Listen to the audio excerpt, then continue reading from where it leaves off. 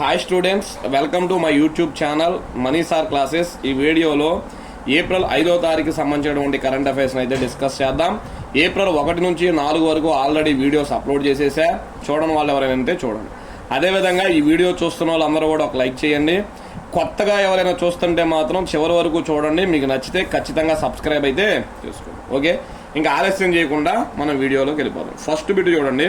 బాబు జగజ్జీవన్ రామ్ జయంతి ఏ రోజున? బాబు జగజ్జీవన్ రామ్ జయంతి ఏ రోజున అంటే ఏప్రిల్ 5వ తారీఖు జరుపుకుంటారు.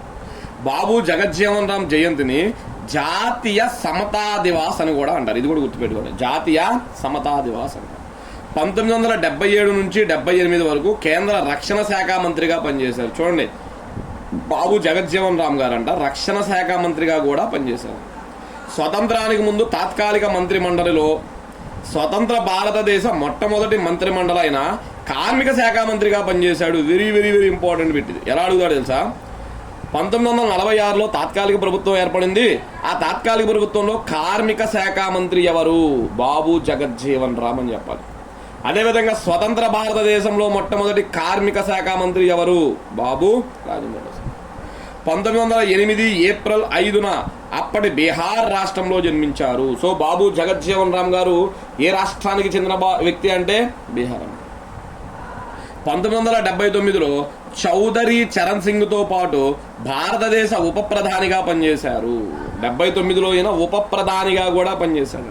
అదవుతున్నా బాబు జగజ్జీవన్ రామ్ గారు గుర్తుపెట్టు. నెక్స్ట్ దాని తర్వాత చూడండి, రెండో బిట్ అన్న జాతీయ సముద్ర దినోత్సవం, నేషనల్ మ్యారిటైమ్ డే అంటారు ఏప్రిల్ 5వ తారీఖు. భారతదేశంలోని సింధియా స్టీల్ నావిగేషన్ కంపెనీకి చెందిన ఎస్ఎస్ రాయల్టీ అనే ఒక నౌక 1919 ఏప్రిల్ అయిన మొదటిసారి ముంబై నుంచి లండన్కి ప్రయాణం అయ్యింది.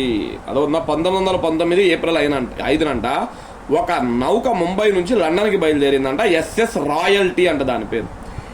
ఈ రోజును పురస్కరించుకొని భారత ప్రభుత్వం 1964లో తొలిసారి జాతీయ సముద్ర దినోత్సవాన్ని నిర్వహించింది. మరి ఏడాది థీమ్ ఏంటి అంటే మ్యారిటైమ్ ఇండియా ఎంపవరింగ్ ప్రోగ్రెస్ అంటారు. మ్యారిటైమ్ ఇండియా ఎంపవరింగ్ ప్రోగ్రెస్ అంటారు.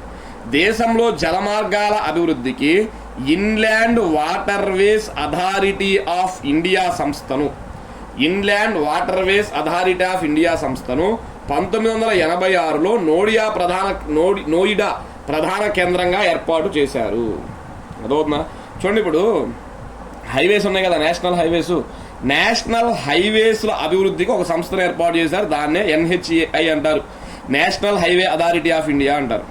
అదేవిధంగా దేశంలో జలమార్గాల అభివృద్ధికి అయితే ఏంటిది inland waterways authority of India అంటారు, IWAI అంటారు అనమాట. Inland waterways authority of India అంటారు అనమాట.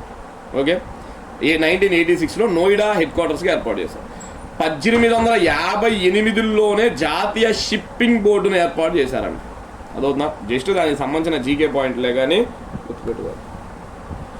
నెక్స్ట్ దాని తర్వాత చూడండి, మూడో బిట్ అనమాట. అమెరికాలోని వాషింగ్టన్ DC మేయర్ ఎన్నికల్లో బరిలో దిగిన భారతీయ మహిళ ఎవరు అంటే ఆమె పేరు రినీ సంపత్ అంటారు. ఏం పేరు? రినీ సంపత్. అమెరికాలోని వాషింగ్టన్ DC మేయర్ ఎన్నికల్లో బరిలో దిగిన భారతీయ మహిళ అండి. అమెరికా ఎన్నికల చరిత్రలో మరో భారతీయ మహిళ చరిత్ర సృష్టించారు. వాషింగ్టన్ DC మేయర్ ఎన్నికల్లో బరిలో నిలిచిన తొలి దక్షిణాసియా మహిళగా 30 ఏళ్ల రినీ సంపత్ చరిత్ర సృష్టించారు. ఏమో మన మొదటి భారతీయ మహిళే కాదు, తొలి దక్షిణాసియా మహిళ అంట. రినీ సంపత్ భారతదేశంలో తమిళనాడు రాష్ట్రానికి చెందిన మహిళ. నెక్స్ట్,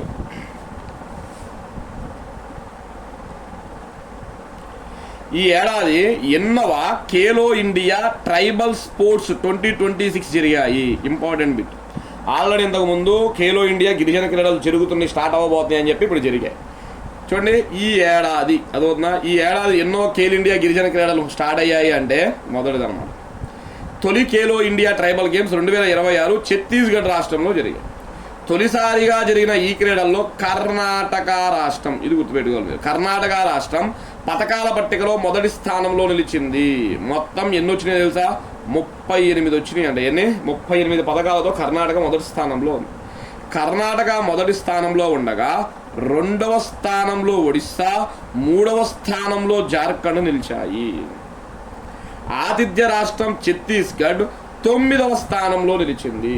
ఏ రాష్ట్రం అయితే జరిగిందో ఆ రాష్ట్రం 9వ స్థానంలో అయితే నిలిచింది. ఓకే, నెక్స్ట్ 5వ బిట్. ఇటీవల యూరప్ దేశాలలో కోళ్లకు వచ్చిన వ్యాధి పేరేమిటి? చూడండి, యూరప్ దేశాలలో చాలా కోళ్లకు వచ్చి కొన్ని లక్షల కోళ్ళు చనిపోయాయి అనమాట. దాని పేరేంటి అంటే న్యూ కాజిల్ అంటారు. ఏంటిది? New castle. ఇటీవల న్యూ కాజిల్ వ్యాధి అనేక యూరోపియన్ దేశాల్లో వేగంగా వ్యాపించి కోళ్ల పెంపకదారుల్లో తీవ్ర ఆందోళన సృష్టించింది. యునైటెడ్ కింగ్డమ్లోని గౌరవనీయ అధికారులు ఈ వ్యాధి వ్యాప్తిని నియంత్రించడానికి ఇప్పటికే నిఘాను పెంచడంతో పాటు జీవభద్రత చర్యలను కూడా బలోపేతం చేశారు. ఈ వైరల్ ఇన్ఫెక్షన్ పక్షుల్లో వేగంగా వ్యాప్తించి కోళ్ల ఉత్పత్తిలో భారీ నష్టాలను కలిగిస్తుంది. అదొద్దా, ఇవన్నీ పక్కన పెడితే సింపుల్ పాయింట్, యూరప్లోని ఎక్కువ దేశాలలో కోళ్ళకు ఒక వ్యాధి వస్తుంది. దాని పేరు న్యూ కాజిల్. దీని వరకు అయినా సరే సింపుల్గా గుర్తుపెట్టుకో. ఓకే, నెక్స్ట్ దాని తర్వాత చూడండి 6. కేంద్ర విద్యాశాఖ మంత్రిత్వ శాఖ ఎన్సీఈఆర్టీకు ఏ హోదానిచ్చింది? కేంద్ర మంత్రిత్వ శాఖ అంట, విద్యాశాఖ ఎన్సీఆర్టీకు ఏ హోదానిచ్చింది అంటే డీమెడ్ టు బి యూనివర్సిటీ అంట. Deemed to be university. అసలు ఎన్సీఆర్టీ అంటే ఏంటి చూడండి. National council of educational research and training అంటారు. National council of education research and training. కేంద్ర విద్యా మంత్రిత్వ శాఖ ఎన్సీఈఆర్టీకు డీమిడ్ టు బి యూనివర్సిటీ హోదాను మంజూరు చేసింది. యూనివర్సిటీ గ్రాంట్స్ కమిషన్, యూజీసీ అంటారు. యూనివర్సిటీ గ్రాంట్స్ కమిషన్ సిఫార్సు మేరకు ఈ నిర్ణయం తీసుకోబడింది. ఓకే, నెక్స్ట్ బోధన మరియు పరిశోధనలలో టీచింగ్ అని మరియు పరిశోధన అనమాట. పరిశోధనలో ఉన్నత ప్రమాణాలను ప్రదర్శించే సంస్థలకు ఈ హోదాను ప్రదానం చేస్తారు. 1961లో స్థాపించబడిన ఎన్సీఆర్టీ భారతీయ పాఠశాల విద్యా వ్యవస్థల్లో కేంద్ర పాత్ర పోషించే ఒక స్వయం ప్రతిపత్తి గల సంస్థ. ఎన్సీఆర్టీ అనేది 1961లో. ఓకే, నెక్స్ట్ చూడండి 7.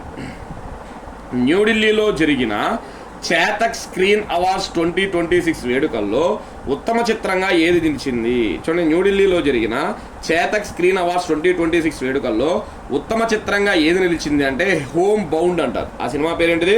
Home bound. చూడండి, సింపుల్గా ఇంపార్టెంట్ అంటే జస్ట్ ఒకటి 2 గుర్తుపెట్టుకోండి సరిపోయింది. బెస్ట్ ఫిలిం ఏది అంటే హోమ్ బౌండ్. బెస్ట్ డైరెక్టర్ ఎవరు అంటే ఆదిత్యధర్ దురంధర్. నెక్స్ట్ దాని తర్వాత best actor male Ranveer Singh అనమాట. Best actor Ranveer Singh, Dhurandhar cinema. Best actress Yami Gautami అంట, హ్యాక్ అనే సినిమాకు వచ్చింది. So best director, best movie, best actor, best actress, ఈ 4 చదువుకోవడానికి చూసుకోండి సరిపోయింది. ఓకే, ఈ అవార్డులలో దురంధర్ మూవీ ఏకంగా 14 అవార్డులు గెలుచుకుందంట. ఎన్ని అవార్డులు? 14 అవార్డు. నెక్స్ట్ లాస్ట్ బిట్ చూడండి. ఓకే, కోర్టు తీర్పుల్లో ఏఐని ఏ రాష్ట్ర హైకోర్టు నిషేధించింది అంటే కోర్టు తీర్పుల్లో ఏఐని వినియోగించకూడదు అని చెప్పి నిషేధం విధించింది గుజరాత్.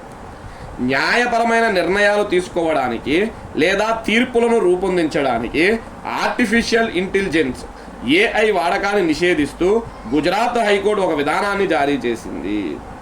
ఏఐ సామర్థ్యాన్ని మెరుగుపరుస్తుందని హైకోర్టు గుర్తించినప్పటికీ, ఏఐ అనేదంటే సామర్థ్యాన్ని మెరుగుపరుస్తుంది, మేము కాదనట్లా, అయినప్పటికీ నిష్పక్షపాతాన్ని, జవాబుదారీని దృష్టిలో పెట్టుకొని మానవ తీర్పుకే ప్రాధాన్యత ఇవ్వాలని నిర్ణయించింది.